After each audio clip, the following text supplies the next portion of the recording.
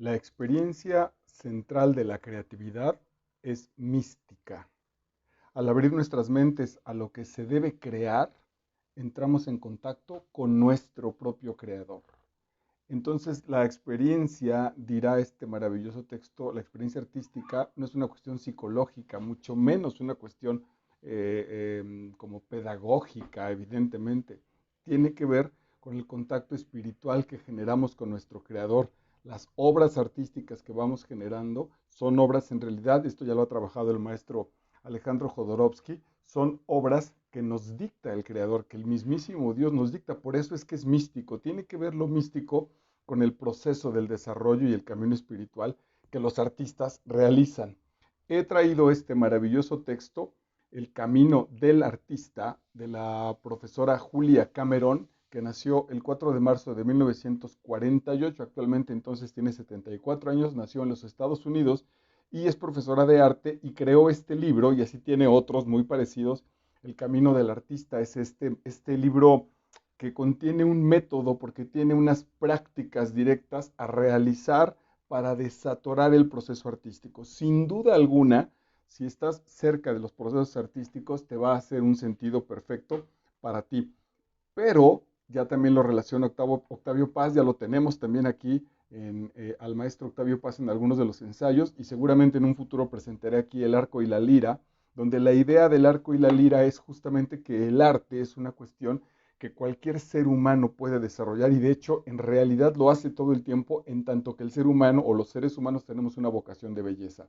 Entonces dice Octavio Paz: poner la mesa, atender a mi mujer, dar una clase, etcétera, también pueden ser actos estéticos, en tanto que con un acto de belleza pretendo recomponer o rearmar el mundo. Entonces, bueno, no nos desviemos.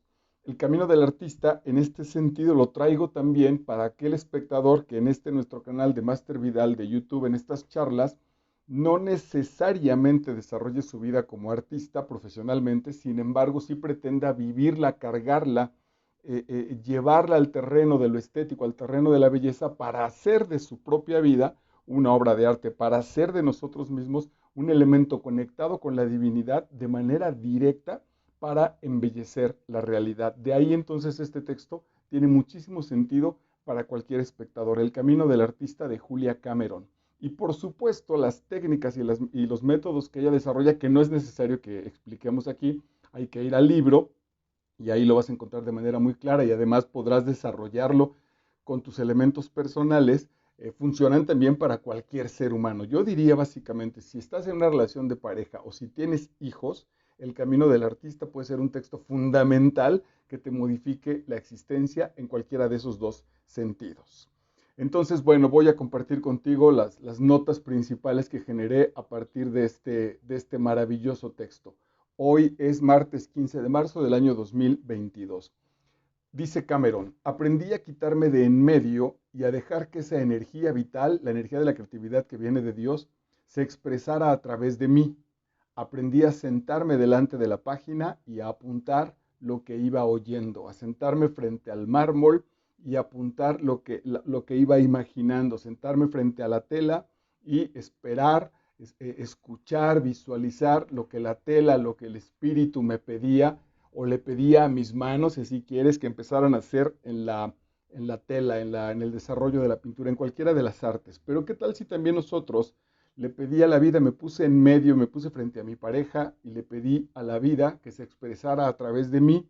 Y entonces, una vez escuchando, aprendí a relacionarme con mi hijo pequeño, con mi grupo de trabajo, etcétera, etcétera. Es ahí donde te voy a pedir que vayas haciendo estas situaciones de similitud entre el proceso artístico y el proceso de tu vida común en realidad. Es una cuestión de escuchar, de ponerle una especie de pausa a la vida neurótica que todo el tiempo nos gana, para determinar qué diría la creatividad, qué diría la belleza con respecto a lo que hay que hacer. En el curso de Milagros lo establece y se llama a este proceso el Espíritu Santo: detener la locura de nosotros para hacer una pausa, dejar las acciones en manos del Espíritu Santo para que éste se manifieste. Evidentemente todo esto es simbólico, Todo esto es una cuestión de metáforas y de ejemplos, no lo tomes de manera literal y no tiene nada que ver con ningún tipo de religión. Los principios básicos para generar este proceso.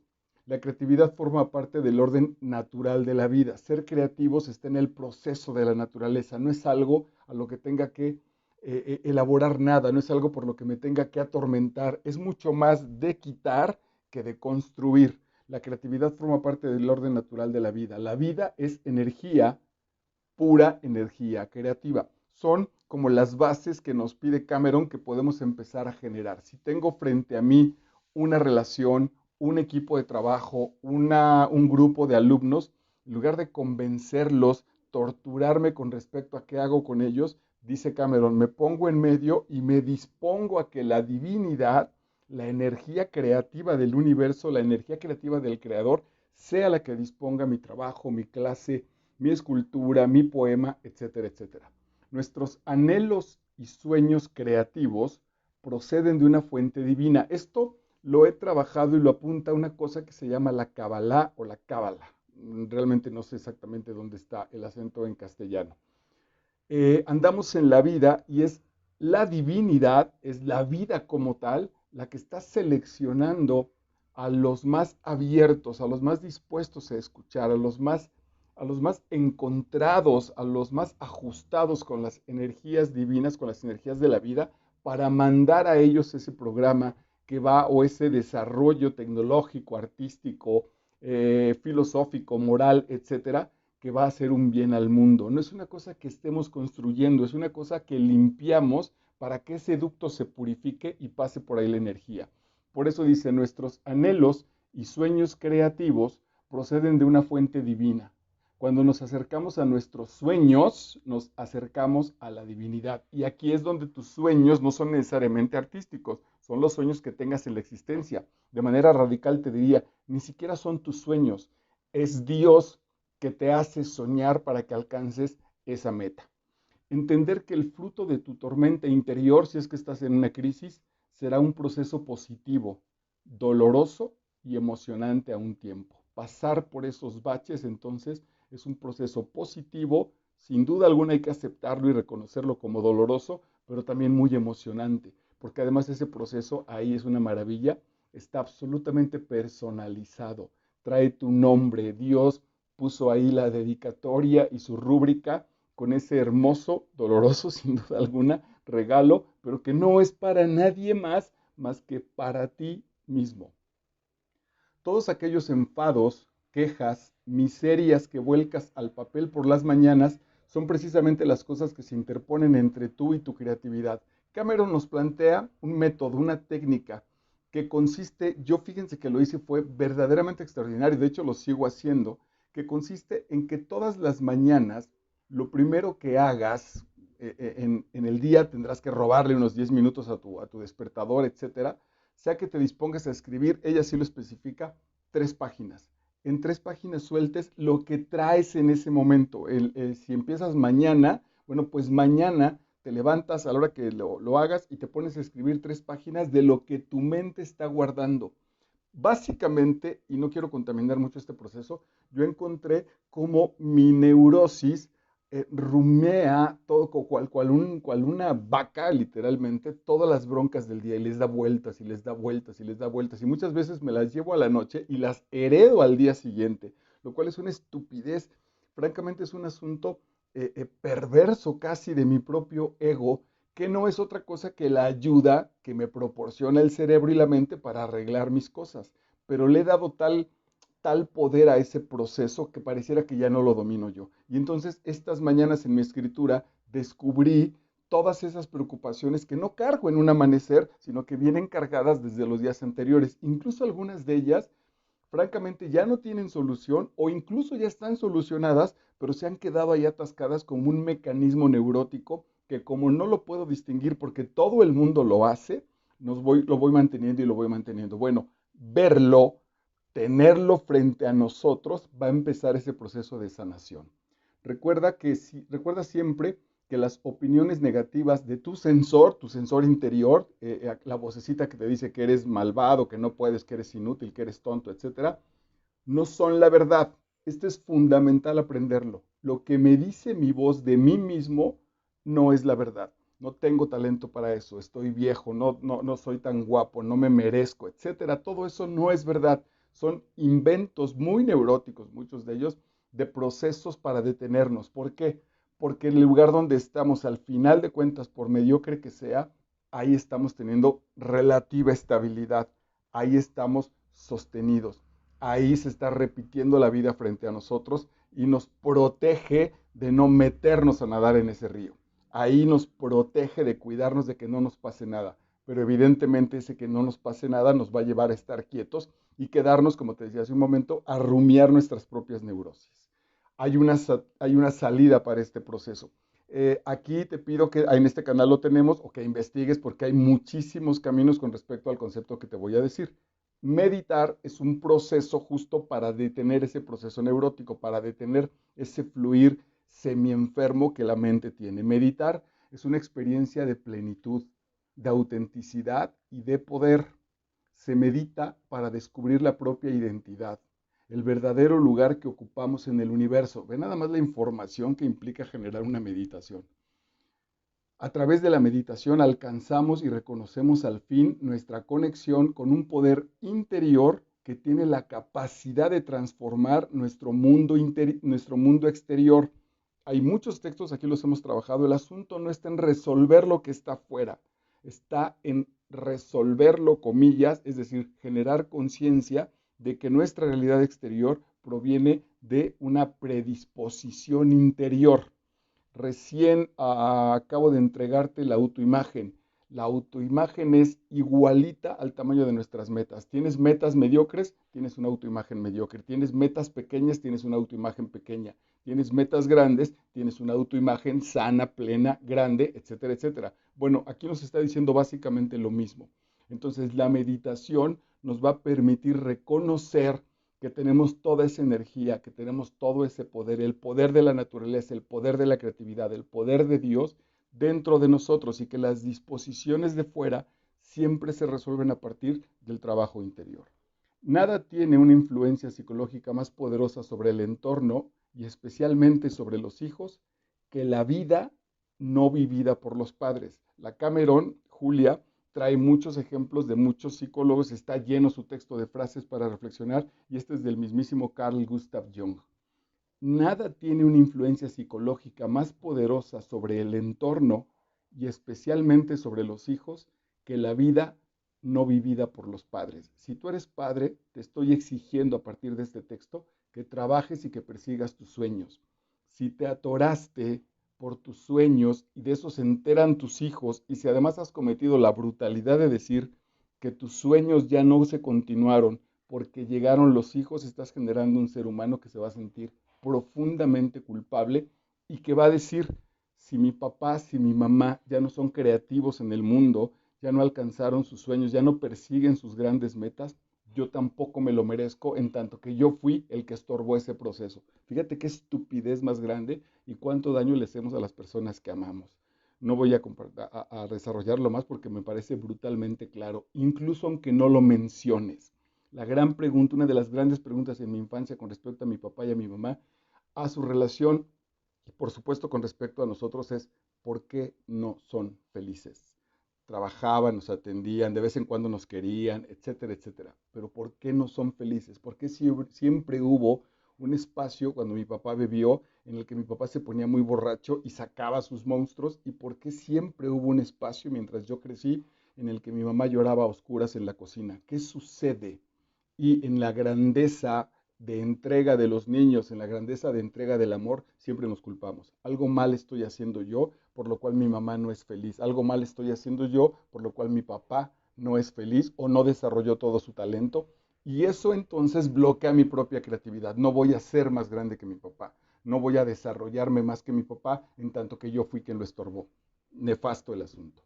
Tú sabes que preocuparse por la ortografía es una tontería. Este es un ejemplo de cuando justificamos un problema menor para no resolver uno mayor. Entonces, yo vamos a pensar que quiero ser escritor profesional, pero no tengo buena ortografía. Ese pequeño problema me va a atorar y va a justificar que no dé el paso para resolverlo y para el paso mayor. Me enteré hace poquito, también aquí lo entregué con, se me olvida el texto, pero no tiene mucho, estará aquí abajo en unos videos, la última entrega que he hecho del maestro García Márquez. Fue increíble, me quedé reflexionando ese texto varios minutos, en tanto que García Márquez decía que muchas de sus obras fueron corregidas por los profesionales con cosas de ortografía.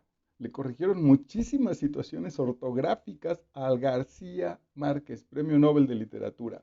Entonces, calma, maravilloso. Entonces, si García Márquez no le preocupó la pinche ortografía y desarrolló su creatividad, básicamente esa es la idea que estamos teniendo. Que estoy muy grande para bailar, que no tengo el talento, no sé hacer diálogos, que el pincel no lo sé agarrar muy bien. Dale, cabrón, dale a tu sueño, que esa técnica irá apareciendo y se irá corrigiendo al paso del tiempo.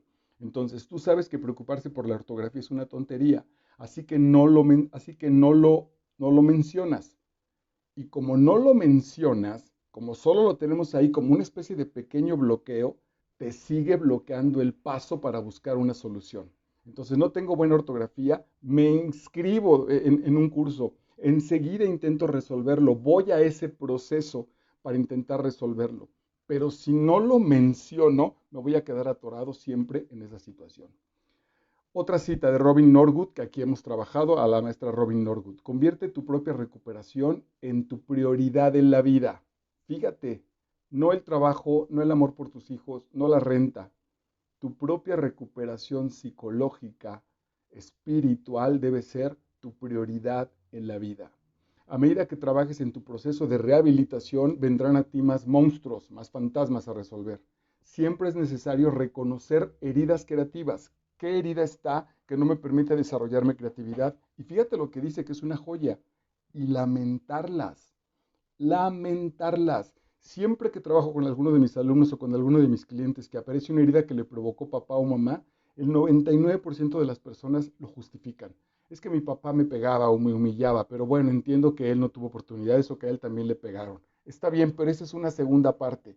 Primero hay que ir por el niño interior y lamentarlo, llorar con él, abrazarlo, decir, claro que nos dolió que papá fuera un ignorante, claro que nos dolió que mamá fuera una neurótica, por supuesto que nos dolió que no creyeran en nosotros. Y si es necesario llorar y lamentarlo, hay que hacerlo. Una vez establecida esa solidaridad con el niño interior, pueden venir los procesos intelectuales. Si no haces eso, lamentar las viejas heridas se convierten en tejido creativo cicatrizado, tejido creativo cicatrizado, costras, y bloquean tu crecimiento. Sentimos que deberíamos estar haciendo otra cosa en lugar de eso cuando estás en el proceso creativo y piensas que tendrías que estar haciendo otra cosa. Como creativos bloqueados, nos concentramos no en nuestras responsabilidades para con nosotros mismos, sino en nuestras responsabilidades para con los demás. Mi papá tenía una frase que a mí me dolía mucho y era que él tuvo talento para escribir, pero que no lo hizo, que incluso pudo haber ido a Europa a un par de cursos, invitado por el mismísimo Salvador Novo, a quien alcanzó a conocer, se lo presentaron y le dijo, pues tú tienes mucho talento para la literatura, deberías unirte a este grupo y ir a Europa y trabajar. Y mi padre justifica que no fue a Europa y que no desarrolló su carrera literaria porque básicamente nací yo, que soy el hermano mayor o el hijo mayor, y luego el resto de la familia. Bueno, no. En realidad, si esa era su vocación, tendría que haberla seguido, casi pasara lo que pasara. Entonces, porque él se preocupó por la responsabilidad de los otros y no por la de él. Por lo tanto, nosotros, mis hermanos y yo, fuimos testigos de una vida muy frustrada, de una vida muy neurótica, de una vida muy cancelada, de una vida muy lastimada, que además, imagínate, cuando nos enteramos que éramos parte de esa frustración, fue para vivir una infancia terrible. Entonces tendemos a pensar que este comportamiento nos convierte en buenas personas. Yo sacrifico mi vocación y entonces soy buena persona. No es cierto. Nos convierte en personas frustradas. Y con personas frustradas nadie quiere convivir, ni nuestros propios hijos. Si los enloquecedores, si las personas que están locas son tan destructivos, ¿qué hacemos relacionándonos con ellos? La respuesta, siendo breve y realista, es que nosotros también estamos locos y somos asimismo destructivos. Si no, no habría manera. No lo justifiques como víctima. Es mi papá, es mi mamá, es mi hermano.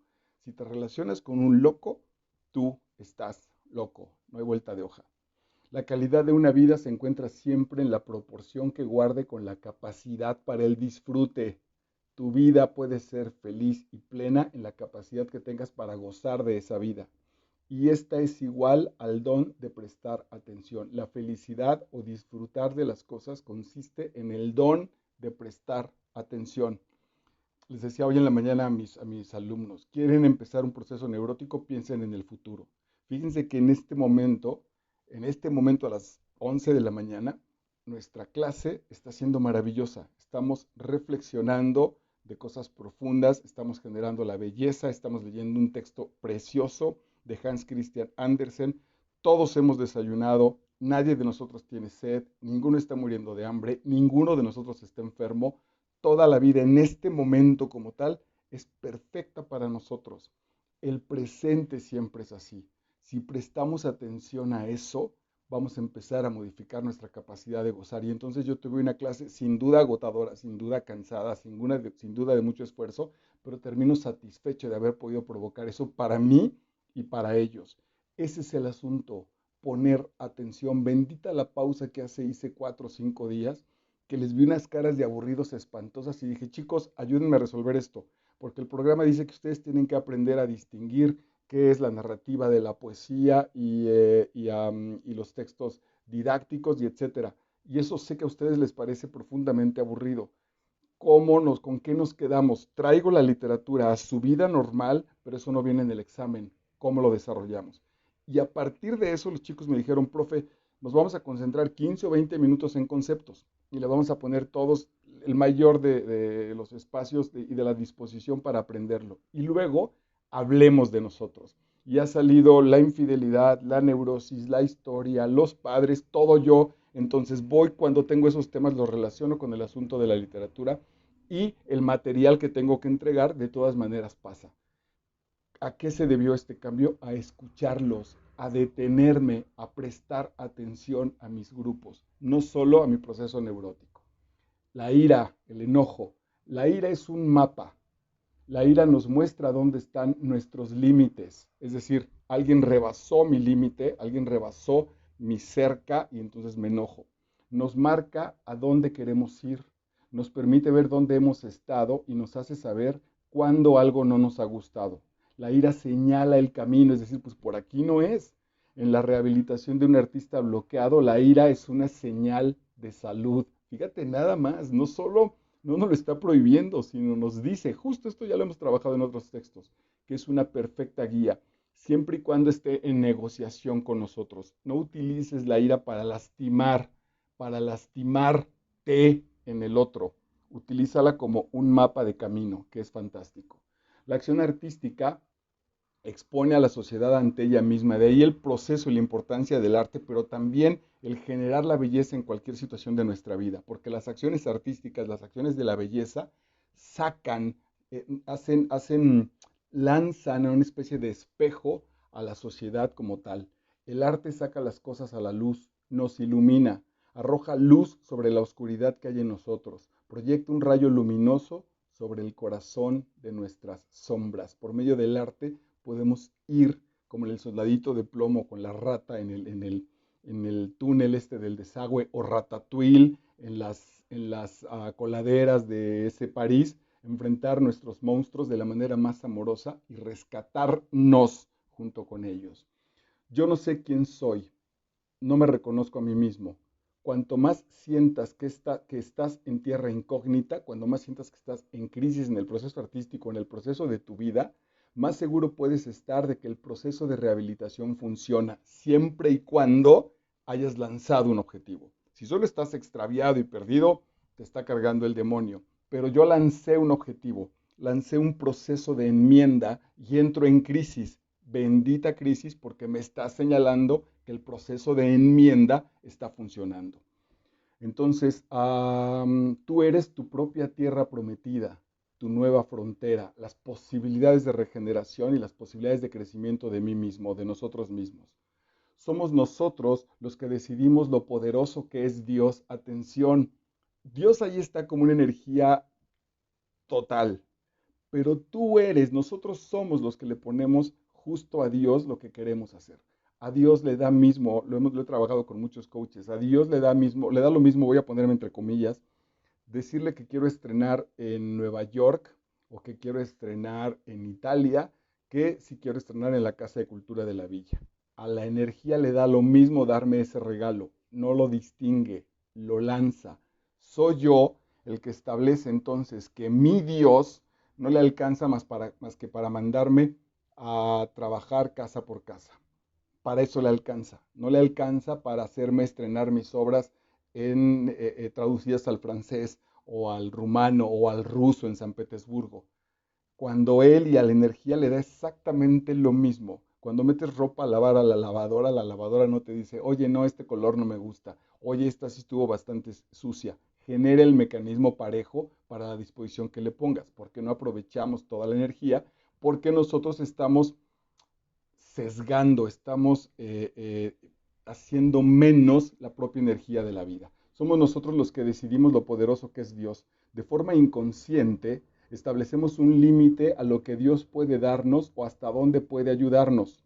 Somos tacaños con nosotros mismos. Atención con la palabra inconsciente. Ahí está el proceso de reconciliación y que hay que trabajar. Ahí está el proceso metodológico que este maravilloso libro te puede limpiar, te puede restablecer. Si aprendemos a pensar que recibir los bienes de Dios es un acto de devoción en el que cooperamos con sus planes, la pura idea es absolutamente radical. Si calmo mi neurosis y acepto los regalos que Dios tiene para mí, eso es cumplir con Dios. Fíjate qué maravilla, no tengo nada que hacer, no hay un sacrificio, no tengo que negociar con Él. Simplemente mi labor, como cuando pides algo por correo o pides algo a domicilio, es recibirlo. Oiga, usted pidió tal cosa, unos libros o comida, usted es Marco Vidal, sí, yo soy, nada más tienes que recibirlo. Quizá incluso ya hasta lo pagaste. Solo tienes que recibirlo, en realidad ni siquiera es un trabajo. Y nosotros en nuestra propia neurosis dudamos. A lo mejor lo pedimos y cuando llega el muchacho decimos, no sé, déjame revisar cuánto me alcanza, estoy preocupado por la propina, por un montón de idioteces cuando la disposición ahí está y solo es recibir ese regalo que la vida te está trayendo. Si aprendemos a pensar que recibir los bienes de Dios es un acto de devoción en el que cooperamos con sus planes, podremos empezar a soltar el lastre de nuestra necesidad de sabotearnos. Este es fantástico. Quienes hayamos obstaculizado el fluir de nuestro trabajo por completo, nuestro trabajo es vivir la vida, nos encontraremos inmersos en vidas que parecen yermas, secas y carentes de interés, con independencia de la cantidad de cosas sin sentido con las que las hayamos llenado. Tecnología, drogas, experiencias, viajes, libros, etcétera. En realidad estás pretendiendo llenar eso porque hay un vacío. ¿Qué nos produce auténtica alegría? Es una pregunta. ¿Qué nos produce auténtica alegría? Esa es la pregunta que hacer en relación con el lujo. Y para cada uno de nosotros la respuesta es muy diferente. ¿Qué me produce verdadera alegría? Y una vez que tenga esa respuesta, entonces voy a consumir, por decir algo, a comprarme lo que sigue, porque me doy cuenta que no me produce alegría la ropa cara o los libros puestos, empastados en piel. Eso no me produce alegría. Me produce alegría leer frente a una ventana abierta, con un café a la mano, con un agua fresca. Eso me produce alegría y lo puedo hacer casi con cualquier texto con fotocopias, en medio del parque, aquí en mi humilde cuarto. Ahí lo disfruto. Pero primero entonces reconozco qué me produce auténtica alegría y eso va a evitar, porque si no tengo la respuesta, voy a estar consumiendo, comprando, yéndome a miles de cosas a ver si un día adivino cuál de esas cosas me produce alegría. Normalmente me va a producir vacío y ahí puedo caer incluso en una trampa brutal. Vivir es una manera de no estar seguro. Atención con esto porque viene a futuro, muy próximamente, estoy trabajando un texto maravilloso de Alan Watts que se llama La seguridad de no estar seguro, más o menos así. Entonces, vivir es una manera de no estar seguro, de no saber qué viene ahora ni cómo. Desde el momento en que sabes cómo, empiezas a morir un poco. El artista nunca sabe del todo, adivinamos. Podemos estar equivocados, pero nos lanzamos una y otra vez en la oscuridad. No solo el artista, piensa en tu familia, piensa en tu pareja. Una y otra vez nos lanzamos a la oscuridad al no saber qué va a ocurrir, pero eso va forjando la aventura de la vida, la aventura de descubrir a tus propios hijos, a tus alumnos, a tus compañeros de trabajo, al amor de tu vida, a nosotros mismos, al mismísimo Dios. Convierte esta frase en un mantra. Atención, tratarme como un objeto precioso me hará fuerte. Tratarme a mí mismo como un objeto precioso me hará fuerte. Repítela, escríbela, ponla en tu refrigerador, en tu espejo a la hora de rasurarte, a la hora de maquillarte, etc. Según mi experiencia como artista invitada, dice la maestra Cameron, muchos académicos son seres artísticos profundamente frustrados por su incapacidad para crear. Esa capacidad se cerró, se bloqueó y entonces ahora, pero fíjate el peligro, me voy a la academia, me voy a enseñar lo que tengo bloqueado en mí mismo. ¿Qué le estoy transmitiendo a mis alumnos? Pura frustración. Muchos actores, este básicamente es un poquito para mí, pero me interesó mucho, muchos actores se permiten a sí mismo el dudoso lujo de poner sus carreras en manos de sus agentes, en lugar de mantener su arte bajo la custodia de su propia alma. Montones de veces me han ofrecido castineras y agentes y representantes, y la diferencia es que si necesito eso es porque solo trabajo, porque soy un empleado del arte. Entonces a ese empleado del arte, como en un grupo, mandan los pintores y los zapateros y la gente que necesita resolver un servicio. No soy un empleado del arte, soy un artista y genero belleza y genero arte. Por eso no está puesta en manos de agentes, porque es tan valiosa que quien se tiene que encargar de ese proceso soy justo yo mismo. Piensa también en tu vida, piensa en tus relaciones. Cuando tomas las decisiones importantes de tu vida no suenan trompetas. El destino se da a conocer en silencio. No estés esperando las mariposas en la panza y los truenos para que venga la gran noticia. En el silencio está la reflexión profunda y los cambios verdaderamente importantes en la vida. Para un proceso neurótico, esta culpa, la culpa que desata la neurosis, exige que se marquen como objetivo inmediato el ser grandes artistas. Tú pretendes hacer algo en arte o pretendes generar una relación y dices, voy a ser el mejor novio del mundo, voy a ser el mejor papá del mundo. Esa búsqueda neurótica impide que seas tú mismo, que es justo y por cierto lo que le basta a tus hijos, por ejemplo, en el caso de la paternidad. Ser yo mismo es lo que mis hijos están anhelando. Ser yo mismo es el gran regalo para ellos. Pero como en mi neurosis, en mi baja autoestima, en mi proceso creativo bloqueado, ser yo mismo no es suficiente, intentaré ser otro. Pero fíjate la locura que ven los demás. Como mi papá, a quien quiero conocer, se disfraza de otro para hacerse digno de mí. Es brutalmente enfermo. Entonces, esta culpa exige que se marquen como objetivo inmediato el ser grandes artistas para así justificar esa rebelión. La necesidad de ser un gran artista hace que ser artista sea difícil. La necesidad de producir una gran obra de arte hace que sea difícil producir arte de cualquier tipo. Entonces, tengo mucho que dar, pero no lo entrego porque siempre estoy preocupado en un brutal perfeccionismo, en un perfeccionismo imbécil de que tiene que ser la mejor obra de México y entonces al final eso me tiene atascado porque no produzco nada. La frase estoy trabajando tiene cierto aire incuestionable de bondad y deber. La verdad es que muchas veces estamos trabajando, atención con esto si tienes ese problema, la verdad es que muchas veces estamos trabajando para liberarnos de nosotros mismos, de nuestras parejas, de nuestros verdaderos sentimientos. Según tú, te sientes muy noble, muy trabajador, muy responsable y no nos damos cuenta de que estamos escondiéndonos de la vida. Y eso a la gente que está a nuestro alrededor le duele y le duele muchísimo, le duele profundamente. Voy a cerrar, me faltan dos, pero son brutales. Matar tus sueños porque son irresponsables. Bendita el momento en el que se me ocurrió, casado y con un hijo en brazos, pedir ayuda porque me quería dedicar al arte. Bendito el momento. Me acuerdo perfecto de la frase cuando la gente trató de convencerme y decirme, pero tus hijos, ¿qué futuro les espera si no les das una protección económica? Y dije, no lo sé, de algún lado saldrá.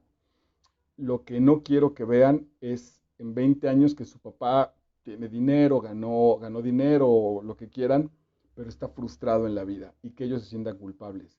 Prefiero que vean a su papá alguien que sigue luchando, que sigue intentando, incluso con ellos, para que en algún momento también ellos puedan estar satisfechos, tranquilos, ¿por qué no incluso orgullosos de que su padre sigue buscando sus sueños? La mejor herencia que creo pude haber dejado a mis maravillosos bodoques es esa.